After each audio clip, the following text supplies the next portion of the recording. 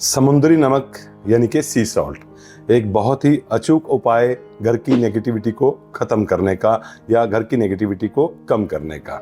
लेकिन आजकल हम कुछ चीज़ें ऐसे खरीद लेते हैं जिसके बारे में हमें जानकारी नहीं होती। जैसे आजकल मार्केट में एक नई चीज़ आई है जिसको हम लैंप बोलते हैं, सी सॉल्ट लैंप। तो ये हमें अपने घर में नहीं लगाना चाहिए, क्योंकि समुद्री नमक या नमक की एक खासियत होती है कि ये नेगेटिविटी को बहुत जल्दी खींचता है।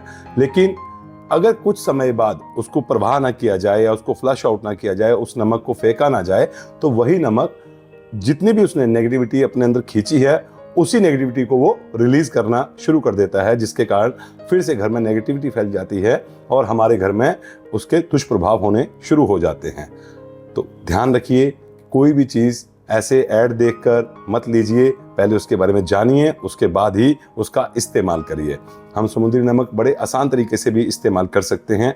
हम उसका पोंछा लगा सकते हैं, हम कांच के बाउल में उसको अपनी नेगेटिव जोन में रख सकते हैं, टॉयलेट में रख सकते हैं। लेकिन इसमें एक खास बात का ध्यान आपको रखना पड़ेगा, जो नमक हम कांच के बाउल में रखेंगे उसको हफ्ते 10 दिन 15 दिन में आपको फ्लश आउट करना ही पड़ेगा, क्योंकि अगर आप उसको फ्लश आउट नहीं करेंगे तो कुछ समय बाद जो उसने नेगेटिव एनर्जी अपने अंदर खींची है तो वो उसको रिलीज करना शुरू कर देगा। तो इसीलिए जो आजकल मार्केट में एक लैंप आया है जिसको सी सॉल्ट लैंप कहा जाता है, आप उसको खरीद लेते हैं।